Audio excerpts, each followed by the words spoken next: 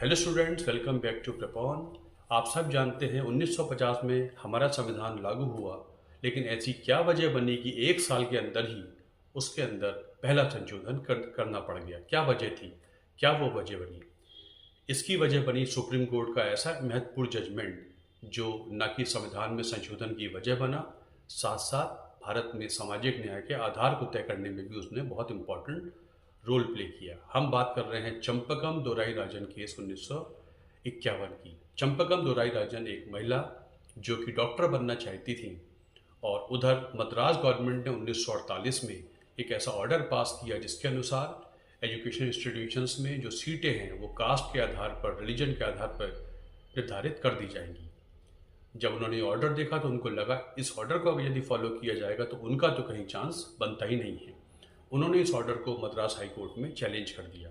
Madras high court ने इस order को अनकॉन्स्टिट्यूशनल मानते हुए इसको खारिज कर दिया कि ये ऑर्डर संविधान के अनुसार नहीं है। संविधान का आर्टिकल 15 एक ऐसी इजाज़त नहीं देता कि कास्ट के आधार पर ऐसी कोई पॉलिसी बनाई जाए। जब मद्रास हाई कोर्ट का जजमेंट आ गया तो मद्रास गवर्नमेंट ने इसे सुप्रीम कोर्ट में चैलेंज कर दिया, और सुप्रीम कोर्ट ने फिर एक 5 जजेस की बेंच ने, कॉन्स्टिट्यूशनल बेंच ने इस पे अपना फाइनल फैसला दिया और कहा कि ये जो ऑर्डर है मद्रास गवर्नमेंट का, ये संविधान के अनुसार नहीं है। संविधान में ऐसा कहीं कोई लिखा हुआ नहीं है, ऐसा कोई बेसिस नहीं तय होता है जिससे इस ऑर्डर को हम संवैधानिक ठहरा सकें। इसलिए चूंकि संविधान अलाउ नहीं करता, इसलिए मद्रास गवर्नमेंट की ऑर्डर असंवैधानिक करार दी जाती है। अब इसका मतलब ये हुआ कि मद्रास गवर्नमेंट इस पॉलिसी को आगे नहीं ले जा सकती है।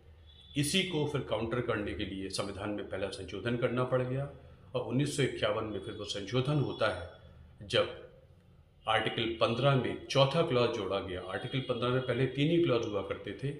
आर्टिकल 15 में चौथा क्लॉज जोड़ा गया जिसमें फिर इस आधार को लिखा गया कि जो सोशली एजुकेशनली बैकवर्ड है उनके लिए सरकार स्पेशल प्रोविजंस बना सकती है, पॉलिसीज बना सकती है। उसके बाद ही संवैधानिक तौर पर ये तय हो पाया कि ऐसी पॉलिसीज गवर्नमेंट बना सकती है। इस केस का नाम था चंपकम दोराई-राजन केस 1951। Thank you.